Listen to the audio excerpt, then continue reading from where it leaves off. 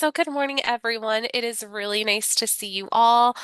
Before we get started, just a quick reminder that this workshop is being recorded and will be posted to YouTube at a later date. And thank you to Sammy for taking care of that. And thank you, or Jennifer, for having me here this morning. I appreciate it. So let's go ahead and get started this morning. So today's workshop is doing a deeper dive into accessibility. So my plan is to, again, reiterate some of the accessibility elements that you should integrate into your digital content. We'll talk a little bit more, look at some tools, do a little hands-on demonstrations and things like that. I hope that these are very valuable and helpful as you're developing your OER content. To introduce myself, my name is Melissa Herrera.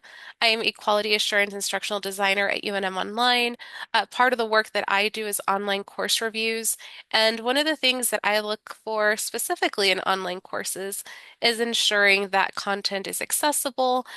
So a lot of the work that I do is dependent on making sure that we're providing different avenues for students to engage with content. So let's go ahead and get started. So to allow us to think about accessibility from a different perspective. What I'd like to do this morning is I would like you all to take a moment to just listen to the content that I'm going to play. So this is being presented through a screen reader. It is going to read exactly as the content that you see here on the screen, how it'll be read out by the screen reader. So as you're listening, take notes, and we'll do a little reflection on some things that you might find challenging, or if you didn't find it challenging, like what was good about going through this page. So let me go ahead and get that going. Giant panda heading level 1. The giant panda, Ailuropoda melanoleuca, sometimes panda bear or simply panda, is a bear species found in China. It is characterized by its bold black and white coat and rotund body. Giant Panda, 2022. Click here to watch a video. https://www.youtube.com/watchv=dfhtfxfpswa. Click here to learn more. https://nationalzoo.si.edu/animals/giant panda. Giant panda facts: an adult female panda weighs 200 pounds. Can climb as high as 13,000 feet, excellent swimmers. Okay, so you just listened to a screen reader read this page about a giant panda. So, is there anything that stood out to you? Is there anything challenging as you were listening to the screen reader read the information? So, in chat, feel free to chime in and share your thoughts, or feel free to unmute yourself if you'd like to share out real quick. Yeah, the URLs were confusing to listen to. Yeah, if you put the URL in a page just like this, the screen reader will read all of that. And that definitely does deter from being able to listen to the other content because you're like, wait, what is it reading? So yeah, the URLs can definitely be um, distracting. Anything else that you all noticed about this example? I don't know if anyone listened, but it didn't give any information about the image either. There wasn't any information on that. So, some things that were skipped. So I want you all just to think about this example. We're going to look back later on and see if there's anything else that you notice as we go through some of these different elements that we want to incorporate in our content. So before I go into jumping in and talking about different things that we want to consider in terms of making our content accessible, I think it's important to understand why we want to take these steps to ensure that content is accessible to everyone. I think the first and most important thing is that when we make our content accessible, we are able to provide access to a variety of different users. We're able to remove barriers. So as we're going through some of these examples, think about how can I make sure that the content that I'm creating is able to remove any barriers that may prevent learners from accessing information. Now, another thing that I think is very important to emphasize is that when we're talking about accessibility, it's not always about students or users with disabilities. Some of these changes, as you'll notice, are very important to provide a better user experience. It allows content to be usable, you be able to navigate and things like that. So it is important for us to provide a good user experience and being able to do that with our by ensuring that our content is accessible. I apologize if you can hear my dogs in the background. So I think these are two important reasons as to why we want to make sure that our content is accessible. And again, I encourage you all as we go through some of these elements, thinking about how we can remove barriers and ensure that we're providing a positive user experience. So, the first element that I'd like to share with you all this morning is ensuring that as we're designing our content, we are using headers to allow us to visually and through assistive devices indicate different topics and main ideas and things like that. Another important reason that we want to ensure that we're using headers is that visually and even through an assistive device, it allows you to skip through sections. Think about some of the scholarly articles that we read. If we want to skim for information, we look at the headers, correct? So being able to use headers appropriately is a great way. Um, Visually and through an assistive device to skip through sections and find the things that we're looking for. So really think about that as you're designing your content. Now, when we're talking about headers, it is important that we use the designated formats for headers, and I'll show you an example here momentarily. But it is important to make sure that we're not bolding or underlining text to signify headers. The reason for that is assistive devices are not able to recognize a header if text is only bold or underlined. So if you're using Pressbooks, and all of the examples that I will be providing are specifically for designing content in Pressbooks. So in Pressbooks, there is an option that allows you to designate text to either be paragraph, and then you have your heading levels. So for heading level 1, you should be using that to for your chapter title. Heading 2 is could be used for your main topic, and then everything after heading 3 uh, and beyond, you want to make sure that you are using the headings in numerical order. You do not want to skip. You want to make sure that if it's designated as a that you're not jumping to like heading 6 just because it's smaller. There are ways to decrease the font, but we want to make sure that we are keeping the headings in numerical order. Go ahead, Jennifer. There's a question in the chat. It says, can we use a different color than text? For headers, is I think so. Is that what you're asking, Gabby? Is it okay to use a different color if you're putting it in a header?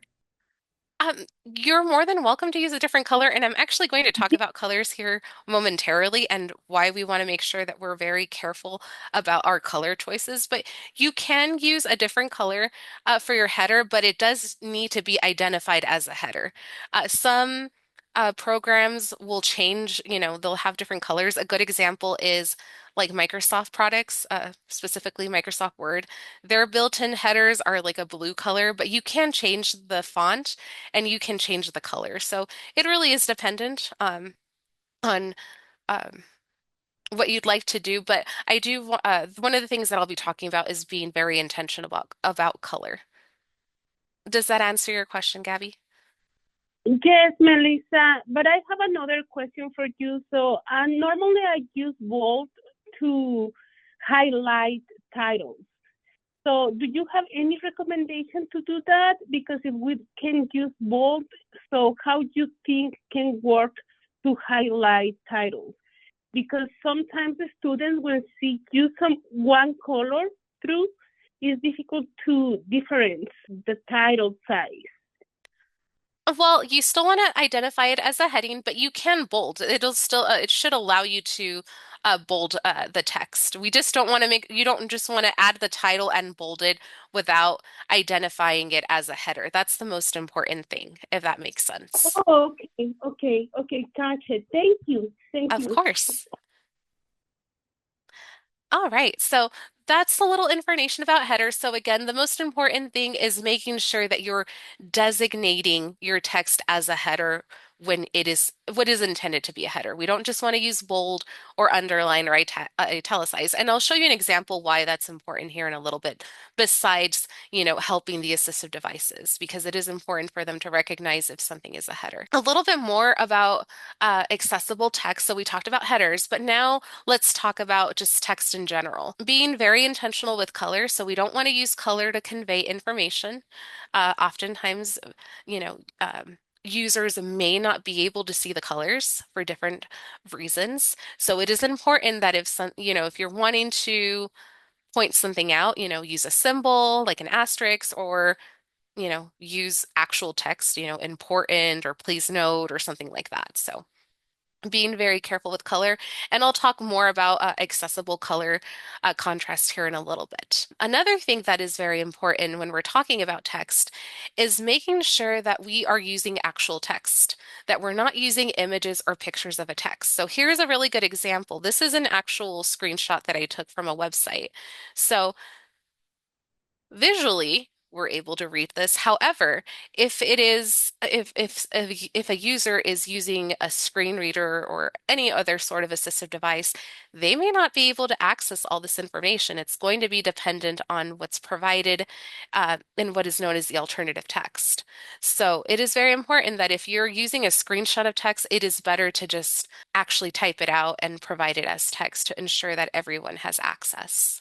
Other things to make sure that we are using is making sure that we are not manually entering bullet points or numbered lists and things like that. There are options in Pressbooks right here that we want to use to ensure that content is formatted as a list, either through bullet points or through numbers. The reason for that, again, just like the headers, if they're manually entered in, it is very likely that the screen reader won't be able to identify it as a part of a list or a numbered list. So it is important that we're using the features that are built in through Pressbooks or whatever other software you're using to create your digital content. Now, why does this matter? So I want you all to look at these two examples here. This is an example where here in this first example, the headers are just bolded in comparison to this one where I'm actually using the predetermined headers in Pressbooks. So in chat, feel free to share like what's different here. Which one would you visually, which one looks better and easier to read? Example one or example two? They're saying the second one. Two people. The second one, why? What's nicer about the second one that just makes it more visually appealing to look at? Marcy said two is terrific. Yeah, see, so as we're looking here, we can see like you can easily tell, oh, this is talking about modern evolution. This is the title. So this is why we want to make sure that we're using those built-in features to ensure not only is it possible for users to identify certain pieces of text through an assistive device, but even visually, it looks much cleaner, a lot easier to read. So it's not just that if benefiting one group of users, it's really benefiting everyone when we're taking advantage of the options that are available through the different tools that we're using to author our content. Marcy said there's more space, size of font, and the hierarchy of information is larger. Yes, absolutely. Thank you, Marcy. I think those are definitely good things to point out. So as you're developing your content, making sure that you're using these tools so that, your end result looks more like example two as opposed to example one. So we talked about text. Now let's talk about accessible colors. Very important. We want to use colors that are easy to read. I don't know if you all are having trouble reading example one. It is a little jarring. It's two different dark colors. You know, I can sort of read it, but there might be users who are like, I just cannot access this. So we want to make sure that we're using colors that are easy to read. And a general rule to follow is that if you're using light background colors, you're using a dark text color and vice versa. So if you're using a light background, then you use a dark text color. Now, other things to consider is there may be situations where the colors are seem complementary and they seem to contrast, but they can still be hard to read just because of the font size. So in these two examples, it is a little harder to read the text here because of the size. But if I increase the font size, oh wow, I can actually read this. So those are things to consider as you're thinking about using color in your content. Now, to play around a little bit with colors, I'd like to share a resource with you all this morning. So the resource that I'm sharing with you is from a website called WebAIM. AIM stands for Accessibility in Mind. This is a fantastic resource if you're wanting to learn more about accessibility for digital content and meeting WCAG, which stands for the Web Content Accessibility Guidelines, which is very important for us here at UNM and other state institutions. Those are standards that we need to follow beginning next year. So getting acclimated with those resources, definitely recommend going through this website. Now, what I'd like for you all to do is play around. You'll notice that it'll give you options to contrast between two colors. So, you can click here and it'll allow you to choose different colors and then choose a different color for the background. And it'll give you what is known as a contrast ratio. So that's not something you necessarily need to worry about. It is more technical, but if you want to know the contrast ratio, it will tell you. And then below, it'll tell you if the colors are accessible. So you'll notice that if I were to use normal text, so normal text, what they're talking about here is the font size. So anything less than 16 points or below, if you were to use the colors that I have on my example, they wouldn't work. But if I were to increase my font size to 18 and up, uh, it might pass. And you'll also notice here it says AA and AAA. So there's different levels of standards that you can meet through WCAG. For us, we need to worry about AA. So if I wanted to use this color for any reason, I I should be able to use it in my content. It's still really bright, but go I ahead. just said there's a question in the chat. It says, is white font against dark okay as an example too? A white font as, I'm sorry, as a text color or as a background color? Right. White font against a dark background. Is Oh, that then that okay? should be, yeah, most times it should be okay. I do recommend just checking, using a contrast checker such as this to make sure. Because sometimes it might be that you need to increase the text size for it to be accessible. So definitely encourage you all to use this fantastic tool, bookmark it. I use it all the time. If you are here at UNM, there is a great resource that UCAM created that shows which of the brand colors are accessible. And sadly, most of them are not very accessible, but there is such resource out there. All right, so I'll go ahead and move on. Yeah, that's amazing. I love that tool. And I didn't Yeah, even know before you told me about it that um certain color contrasts are okay if the font is bigger. I didn't yeah, realize that. That's really good to know. yeah. A lot of it has to do with the ratios. I'm not an expert in any of that. It's more technical, but yeah, that's why sometimes like the color failures, or it'll say it'll be a fail just because of the size. So again, do encourage you all to use this resource if you're wanting to add a little bit of color into your content. So besides colors, other things that we want to think about is what to do to ensure that that the links that we're providing are meaningful. So, there might be situations where we want to refer users to a different website, to a video, to a document, etc. We want to make sure that they're descriptive, that they're clear, that they're easy to understand, and most importantly, that it's going to help users navigate content effectively. So, We don't just want to use terms like click here or read more. And I'll show you an example of why that is important here momentarily. Um, like we saw earlier in the example, we want to try to avoid using the URL as text. Otherwise, if users are relying on an assisted device, it's going to read that entire URL, which can kind of deter their listening as they're looking for specific content. Other things that you want to consider is making sure that we're using the underline option for links and that it's in a different color. If you're using things correctly in Pressbooks, it'll take care of all of that for you on its own. It's not anything that you have to do manually. So if you're wanting to add a link, there is an option in Pressbooks. It is an actual link all the way to the right. And let's say that I wanted to add a URL to this, and I would just copy and paste the URL and then hit this little arrow thing, and yeah, your link is right there. It'll be underlined and it'll be I think it's a blue color. And that should take, that will make sure that the links um, are available and that, they are following those considerations for making sure that they're meaningful. So, what does meaningful text look like? Um, Here's some really good examples.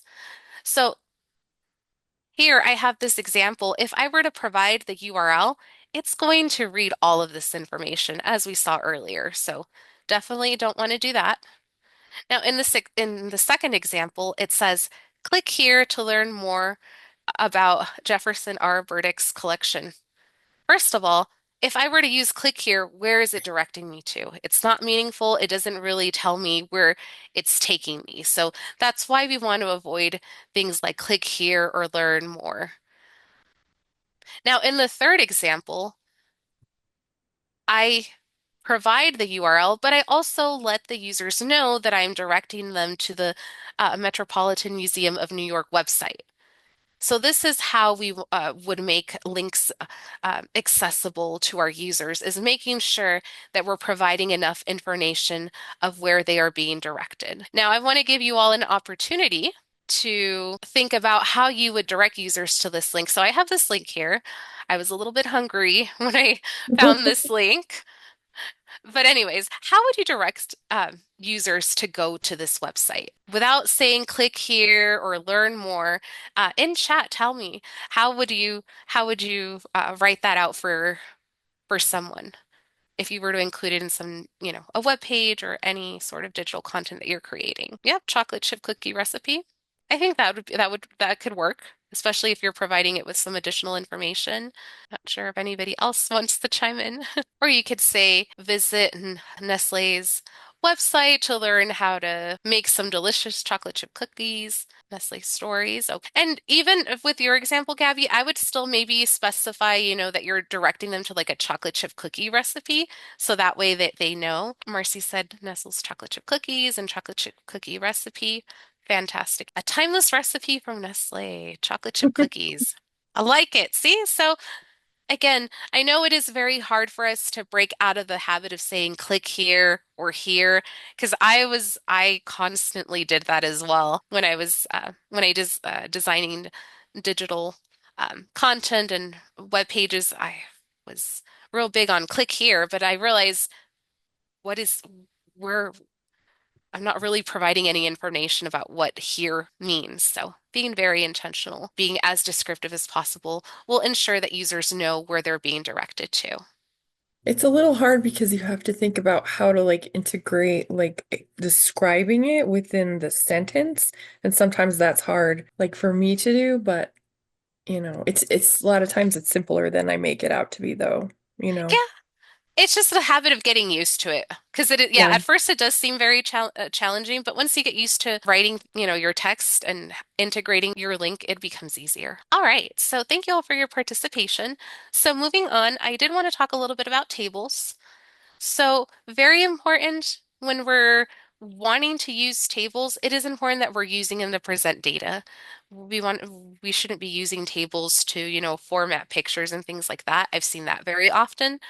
Not sure about Pressbooks, but I know with like Canvas and Blackboard or any learning management system, I know that the tables have been used for those purposes, but We should be using them to present data. Now, for tables, we want to make sure that we're providing a title or a caption, and we want to make sure that there are table headers. So without those table headers, it may not necessarily communicate, visually and through an assistive device what the data, what's being presented in the table. So table headers can look like this, or where, it's in the column, or it can be a column or row. So making sure that we're designating those appropriately is important. Um, One important thing that I cannot emphasize enough is making sure that we're not merging or using blank cells, as that can kind of make it impossible for assistive devices to identify how the cells relate to the columns and rows. So you want to make sure that you are not, merging the cells together, because otherwise, when you're listening to the assistive device read out a table, it becomes very messy, and then it's like, okay, I'm not sure how it relates. So try to keep your tables as simple as possible is very important.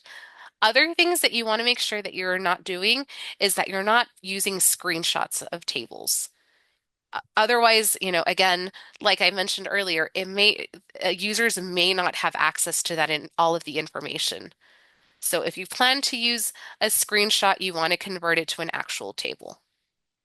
Now, there's a couple of different ways that you can do that in Pressbooks. So the standard method, there is a little icon with a table, and it will allow you to create the table however you wanted. There is also a really nice plugin that Pressbooks offers called Table Press.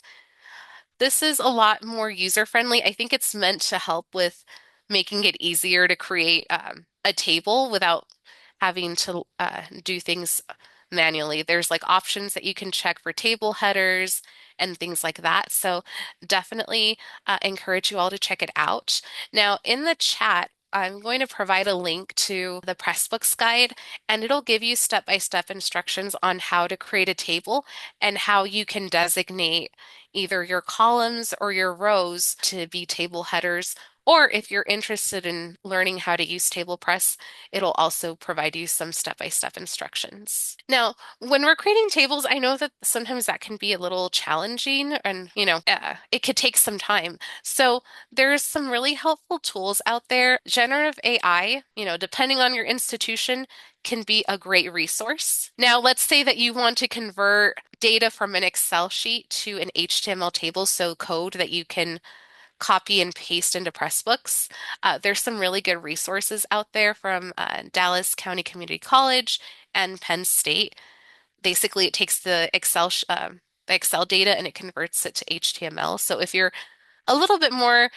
know a little bit about coding in HTML, these are some really good resources. If not, I definitely encourage you to check out something like Copilot. So here's a really good example of a table that Copilot created for me. So I asked it to write me a caption, to write me a summary because it is required for WCAG. And then here is the table itself. And when I copied and pasted it into, I think it was like Canvas and Microsoft Word, it kept the table headers. So it did a really nice job of creating this table. Now, you'll hear me mention this very often as we go through some examples of using generative AI. You always want to verify that the content is accurate and that you should modify as needed. Don't always, you shouldn't just copy and paste what you generate from an AI tool. Always double check that it is correct. Otherwise, it is our responsibility to make those updates. All right, so I'm going to spend a couple minutes talking about alternative text. So alternative text is important because it is like a short summary of text that we provide to describe an image. So if you have an image, there might be situations where you have to decide if you need to write alternative text to ensure that we're providing a different alternative for users to access that information. So when we're writing alternative text, it needs to be precise and concise. It should be less than 2 sentences or 150 characters. It should communicate the same information as the visual content that you're using. And as you're writing, I think one of the things that is very challenging with writing alternative text is that we feel that we have to communicate, we have to describe every detail. That's not necessarily true. We just want to make sure that we're considering the key elements of the image and how you're using it when you're writing out your alternative text. Things that you want to avoid are things like writing out image of or picture of. But if you are using a painting or a logo or a cartoon or an illustration, it is important to make note of that. In Pressbooks, if you have an image and you click on it, it will give you this box, so to write your alternative text. And they even provide a little resource. So if you want to learn how to describe the purpose of the image, it'll give you some tips on how to do that. And I'll talk more about images used for decoration purposes in a little bit. But one thing I cannot emphasize enough with alternative text is we want to consider the context of how the image is used. So here's this really good example. Depending on how you want to describe this to your users is how you will decide which of these is appropriate for your alternative text. So maybe you need to provide a linear equation. Maybe you're providing the points. Or maybe you don't want to be that specific, but you still want to give them an idea of what is being presented in the image. So always think about how you're the context of how you're planning to use your image. And some of N- it can go in the body of the text, right? To Exactly. like, And that's a really good point because I mentioned earlier that alternative text needs to be concise. So if you need to provide more information about the image, it really should go into the actual content as additional text or a long description. So let's say that you're using a graph or a map or a concept map or anything that, has a lot of information. Your alternative text is not going to be able to capture all of that. It's just impossible and it'll just it gets really confusing. So, it is important that we're providing additional information within our content. So, in addition to not only providing, an additional more information, you also are still responsible to provide some alternative text. And again, how you want to determine when to use long descriptions is going to depend on the purpose of the image. So it is very important, again, to think about how you're using your image in your content. So here's a really good example, butterfly life cycle. Here's my alternative text. Pretty simple. It describes that it's the life cycle of the butterfly stages. And then here is the long description that I would include in my content, pretty much describing the entire butterfly life cycle. Back to the example here, making sure that we're providing all of the necessary information for users to have access to our images is important. Now, there might be situations where we're using an image for decoration purposes, like here. It's simple banner I put together. I really don't need to describe anything. So I don't have to write alternative text. I can just leave it blank in Pressbooks. But again, it'll just depend on how you plan to use the image. Now, if you're struggling with writing alternative text, which again, I know can be a challenge, but a good starting point to use is generative AI tools. Now, you want to be very careful because generative AI can create some really fancy, crazy alternative text. Here's a really good example. And I used three different examples from three different tools. So here's what Microsoft generated. I'm a Claude AI user, and they did such an eloquent job of describing this image. I was like, wow, very poetic. you went into the symbolism. Yeah. And then there's this fantastic resource that Arizona State University created that creates alternative text and long descriptions as well. And this is what they came up with. So, I mean, honestly, I don't even know if I would use any of these descriptions because maybe they are. I'm not talking about a family. How are they assuming that this is a family? So, very important, if you're planning to use a generative AI tool, making sure that you're making any necessary changes to align with what you're intending to use the image for. Now, and I don't know about you all, but if you're looking at this image, it seems more like I'd use it for decorative purposes, right? So I probably would just leave this blank. Try to write an alternative text for this image here that we're planning to use to describe family bonds. What would that look like? So again, it needs to be precise and it should be a pretty short description. Oh, that's cute. I like it. Marcy, I really like your example. Marcy said family bonds shown as two zebras touch noses. I like that. And I don't have to, you don't have to describe there's a wheat field and flowers, or I'm not sure if it's water, but you don't have to describe all that in your alternative text. For the purposes of time, if you'd like to continue to add your examples in chat, feel free to do so. But I do love reading them. These are fantastic. Moving on from alternative text, I did want to talk about closed captioning real quick. So if you're planning on using videos, you want to make sure that you're providing accurate and synchronized closed captions. Otherwise, you're going to end up like in this example here. We know that that's not accurate. So we want to be very careful when we're using auto-generated captions. If you use YouTube, it'll tell you right away if it's auto-generated, and often, more than not, YouTube captions are not accurate at all, and they're not synchronized. There's not grammar or punctuation or anything like that. And for the purposes of ensuring that content's accessible, that wouldn't be sufficient. So, um, take advantage of, using tools like Kaltura here at UNM. I believe NMSU uses Panopto or Yuya. They all have tools that will they generate closed captions that you can edit. And you can do that through YouTube as well. So if you're creating videos, it is our responsibility to make sure that we are updating the captions to ensure that they're accurate.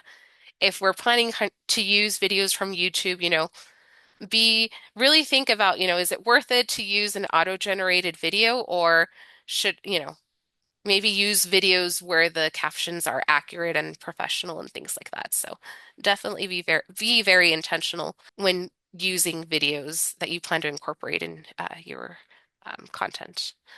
We had Jennifer, go ahead. a message in the chat that says this is difficult, and I agree. What do you have? Do you have a response? Like, what would you say to someone who says this is difficult? For closed captioning? I think this might be Maria, was this about the zebras or was this about closed captioning? Oh, it was about the alternative text. Yeah. Yeah, Yes, I think just trying to think outside of how you normally think and to describe something like that it can be difficult. It's not something that we ordinarily do.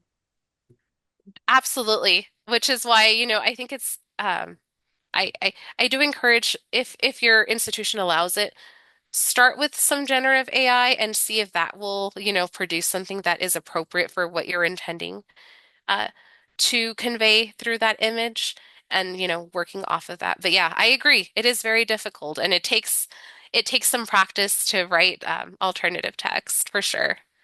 I think that like thinking about what the image looks like and conveying the meaning is kind of like the process of like writing poetry in a way. So it is hard because you're like being kind of creative, but Yes, and if you ever need any help with generating alternative text, like feel free to reach out. One of us will definitely springboard some ideas if needed. For the purposes of the time, I would like to move on and talk a little bit, just very quickly, about user testing. So it is important that as we're designing and we're finishing up our content, that, we're taking steps to ensure that our content is accessible through, an assistive device, such as a keyboard. So, navigate using your keyboard. In chat, there is a link that I will provide for how to navigate, what are some of the keys that you can use on a keyboard. It's basically like your enter and your arrow buttons to navigate back and forth. And also use a screen reader. NVDA is a free software program that you can use or download, excuse me, that serves as a screen reader. A lot of folks use it. There's built-in tools. So if you have Windows, Narrator is the built-in system. If you're using Apple, VoiceOver is another great tool. And most importantly, making sure that we're soliciting feedback from our users is very important, whether it's students, whether it's colleagues, as part of the peer editing process, you know, try to build in accessibility and use some of these tools to ensure that the content is accessible through different devices. Notice the difference from the beginning example that we had. Here we see that there's headers. If through the assistive device, you'll be able to listen to the alternative text. And you'll notice that the URLs that I provided earlier are no longer URLs, they're actual links with meaningful descriptions. Landmark overview heading level 1. The giant panda, Ailuropoda melanoluca, sometimes panda bear or simply panda, is a bear species found in China. It is characterized by its bold black and white coat and rotund body. Giant panda, 2022. Figure giant panda standing on a rock with plants in the background. Graphic caption: giant pandas live in temperate forests abundant with bamboo. Out of caption: out of figure giant panda facts heading level 2 list bullet: an adult female panda weighs 200 pounds. Bullet can climb as high as 13,000 feet. Bullet are excellent swimmers. Out of list additional information heading level 2 list bullet: giant panda information from the San Diego Zoo visited link. Bullets. So to wrap things up this morning, I can't emphasize enough that accessibility is an iterative process. It's not just a one and done deal. We want to integrate accessibility into our digital content as much as possible. And, implementing these strategies facilitates a better experience for everyone using your content. So I encourage you all to start with one strategy and then go from there. Then you can, maybe you want to start by adding headers to all of your digital content, and then you want to move on to alternative text. But, take some of these strategies and start with one and then go from there. And that'll evolve and, ensure that we're removing any barriers for our users. I do want to take the time to answer any questions that any of you all have. Someone did say I was advised to write scripts for my videos. It's tricky to sound natural and friendly while being accurate for demonstrations. Closed captioning is exact words? Question mark. So for closed captioning, it doesn't have, we don't want to include things like and, some repetitive words. So those are things we want to omit. We want to make sure that when we're providing captions, they are accurately conveying the message that we're trying to relate verbally. My recommendation as, you're recording your videos through a script, kind of do some outtakes, practice it, try to make it sound natural. And then if it catches certain things, editing is very important. If you accidentally mess up and you have to reread again, you can always there are options for you to edit the video and, proceed and make those little changes. But you don't have to, the purpose of closed captions, and it doesn't have to be word for word everything that you said, because there are situations where that's not needed, if that makes sense. Yeah, I was thinking like if they trip on their words or something, you don't have to like spell that out, right? Exactly, exactly. Yeah. Yeah, because all we're trying to do is just make sure that we're providing the same information verbally through captions, but not like literally everything that you're saying that doesn't, may not necessarily help somebody that is looking at the captions. Sammy, go ahead. So when I'm editing these videos for posting them on YouTube, I do edit the closed captions because there's a lot. And unfortunately, people when they're presenting do say a lot, and I actually do a lot of editing and cut out a lot of the so I'm that when the sorry, videos, Sammy. it's okay. So that when the video is posted officially, like I think some of the ums get through, but I try my hardest to like remove a lot of like blank space, or if someone says something and then corrects themselves, I remove the like errored area so that it's more concise and precise in how it's being presented. Exactly. That's exactly how we should be thinking about our closed captions.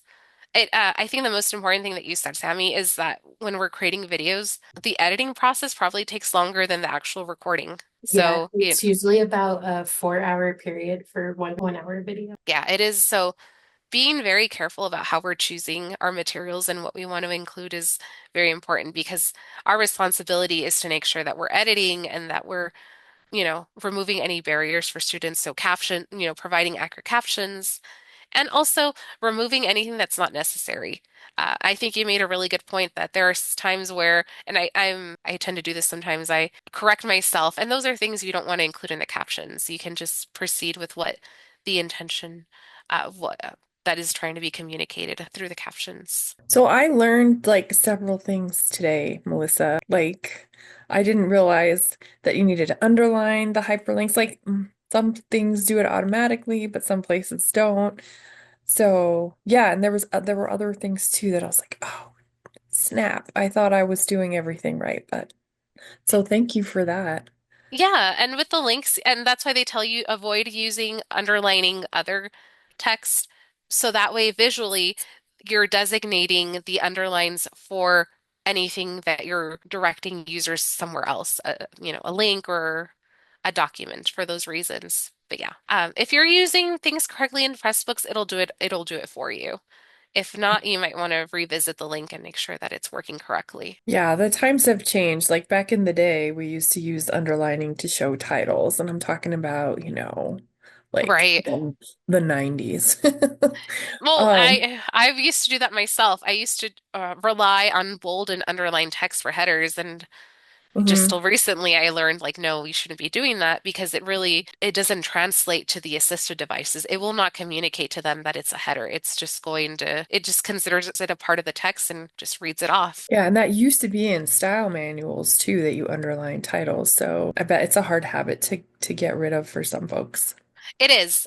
Honestly, a lot of these things that we talked about this morning are very difficult to implement because we've done it so many different ways, or we didn't think about adding alternative text. We would just throw in a picture and, I didn't realize that some of them have like weird stuff in like the background that it reads off to the assistive devices.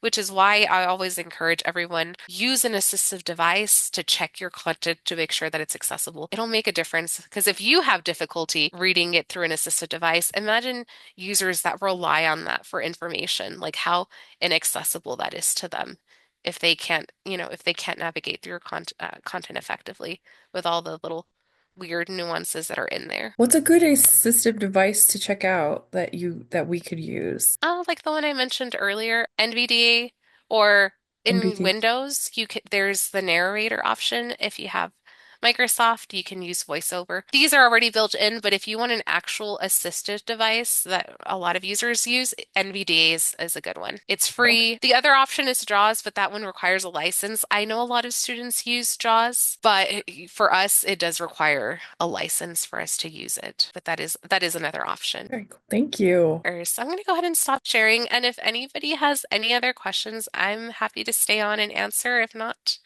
I will let Jennifer wrap us up for this morning. All right. So people are just saying thank you. An excellent presentation. I agree. This was really awesome. Thank you so much, Melissa, for doing this and everyone for checking out our workshop series. We have a couple of more that are coming up this semester.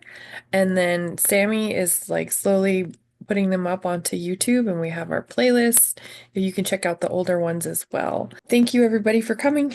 Thank you all. Take care. And I added my email in case anybody wants to reach out and you have additional questions or any clarifications or want a copy of the presentation. I'm happy to share that with you all. Thank you and have a fantastic weekend.